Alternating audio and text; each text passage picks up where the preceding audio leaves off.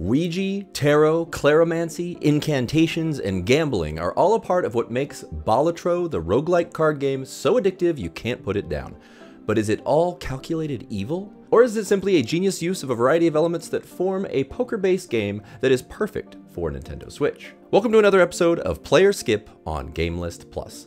Today, I'm reviewing Balatro. As usual, I'll be going over various elements of the game and rating them between 1 and 10, 10 being flawless. At the end, I'll determine whether you should play or skip the game. I'll also reveal if the game is evil and explain the true meaning behind the mysterious title. To start the review, I will say its name 3 times.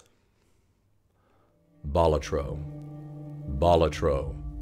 Balatro. Balatro? Balatro? Oh, however you say it. What is it? That's exactly what I thought when I first saw some random screenshots of it in February before it was released. I saw that it had something to do with poker and it was a new game coming out and it looked a little weird and creepy, but I just brushed it aside, not expecting much at all, honestly. I had just been working at a new job for a couple of weeks when one of my coworkers found out that I had a YouTube channel and asked me if I'd played Balatro yet. I immediately remembered having seen it, and I asked him, isn't that creepy poker card game of whatever kind? He explained to me how it's a roguelite deck builder that is really fun and incredibly addicting. So I was definitely intrigued, and I wondered if I might be able to play it on my Switch. I didn't think about it for a minute, and then I remembered one day to look it up, and sure enough, there it was on the Nintendo eShop for $14.99. After hearing the direct account from my coworker, and also seeing all the overwhelmingly positive Steam reviews, I decided that it was worth a shot. Hearing how addictive it was made me not want to play it right away, so I waited for a couple weeks, and once I finally actually sat down and started playing it, I was instantly hooked. Within 10 minutes, I knew that this game was something else entirely. Not only do I love poker, but I also love a good deck builder. Balatro isn't just a poker game, mind you. I mean, in fact, it's really not a poker game at all. You just use poker hands within the game to build your score and reach score goals. It has all kinds of tarot cards and other mystical and ethereal elements in it that sound cool and make it seem a little bit creepy and evil. Not to mention the fact that it completely keeps your attention to the point that it feels like it truly has cast a spell on you. The game definitely lingers in my mind even when I'm not playing it. In fact, I plan on doing an entirely different video this week, but Balatro has been taking over my life, so I had to go ahead and make a review for this instead. In essence, you simply use power-ups and special joker cards to cause multipliers to build you to higher and better levels to surpass the big blind bosses, going to the next stage by trying to win the game after round 23, which is no easy task by any stretch. There are multiple decks to play through, win with, and an insane amount of variables to explore. So that's the game in a nutshell. Let's talk about the graphics. Graphically, this game has everything it needs to be appealing. It's pixelated and straightforward with very nice special effects. A game like this doesn't really need flashy 3D graphics, ray tracing, or realism.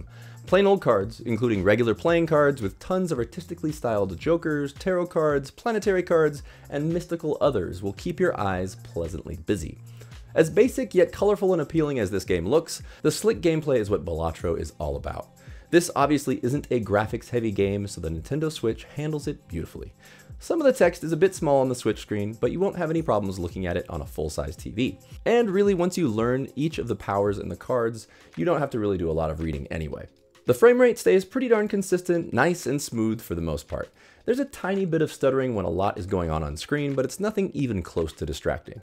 Overall, even though the graphics aren't super flashy or crazy, it's a sharp and colorful, slightly retro style that, given the context, I give a solid 8.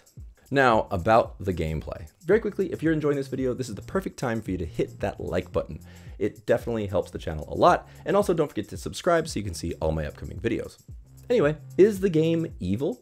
I wouldn't say evil necessarily. It has some elements that are a little bit dark, like some of the tarot cards and some of the jokers look a little creepy.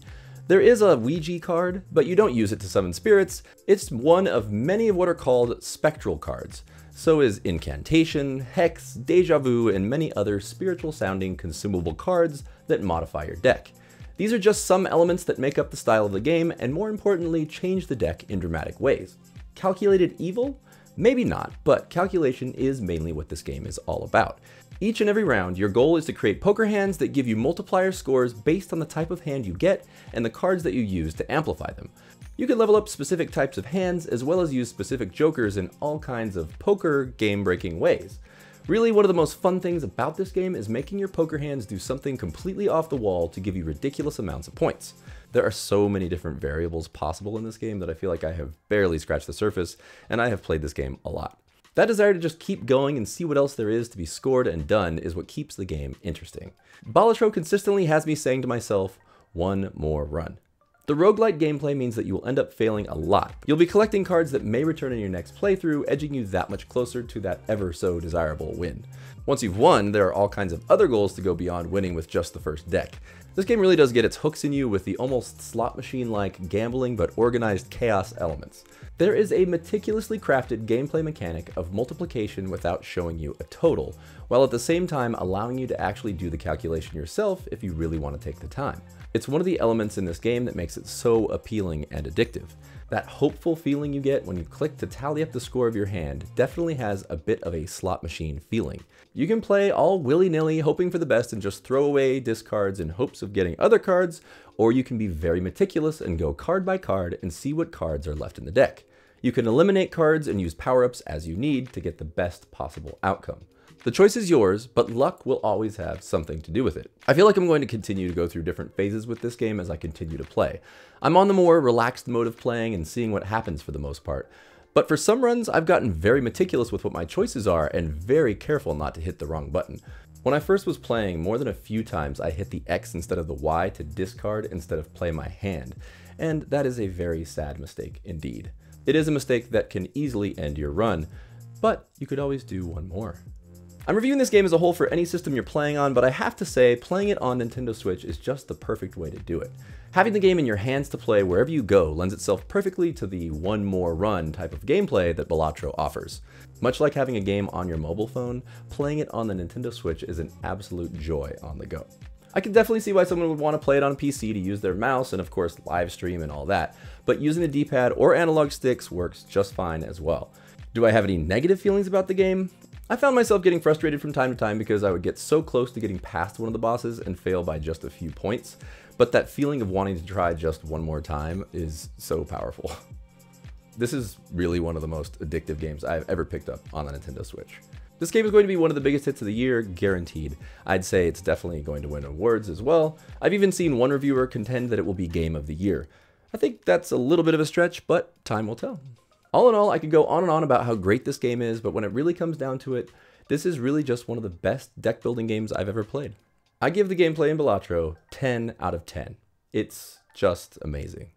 Briefly, I'll talk about the audio and soundtrack. Fun sound effects and a very listenable soundtrack is the best way I can describe it. I can easily leave it on and get it stuck in my head, or have it off if I'm playing in a public place. It doesn't have a whole lot of bearing on the gameplay in any way, but it certainly doesn't get annoying, which is incredibly important in a game like this. I wonder if the game will get big enough that the music will someday be iconic in the way that Tetris theme music is, but on a smaller scale, of course. I give the audio and soundtrack an 8. I've covered almost everything about this game worth mentioning, but I will touch on the replay value. As I spoke about before, there is so much to accomplish in this game that I don't think I'll ever be able to do all of it. And I say that now, but I have a feeling that I will be obsessing quite a bit for a while and continuing to pick this game up, even after taking long breaks. The replay value, as far as I can tell right now, is incredible.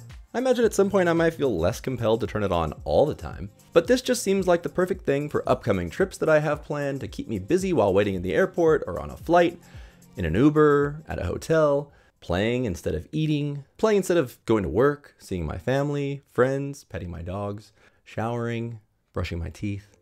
Oh yeah, this game could definitely ruin your life, but with a good amount of self-control, this game is going to stay fun for whenever I feel like popping out my Switch and trying to get some more achievements within the game. This game is going to remain replayable for a long time to come. I give the replay value an 8. Overall, Balatro is a game that came out of nowhere, completely blew me away, and made me remember how addictive a truly great video game could be. My only real complaint about this game is that there is no way to freeze time so you could just keep playing to your heart's content. Sadly, real life will just keep getting in the way.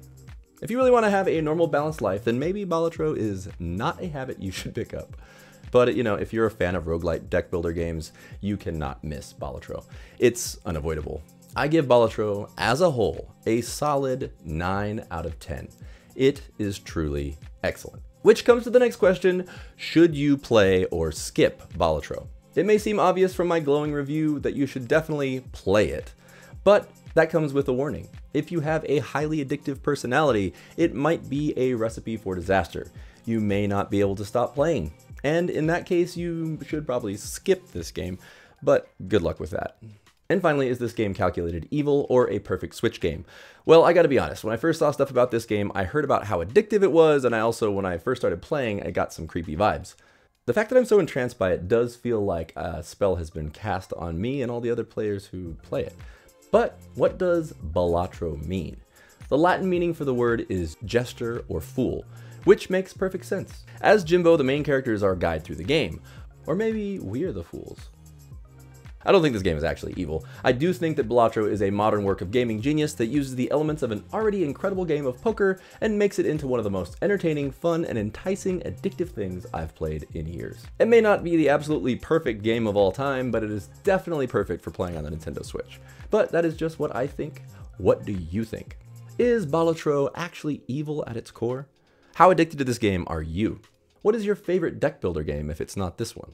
Let's talk about it in the comments below. While you're here, check out this video that I made before I started playing Balatro, where I count my top 10 choices of the best deck building games out there. Thank you so much for watching. I will see you next time on GameList Plus.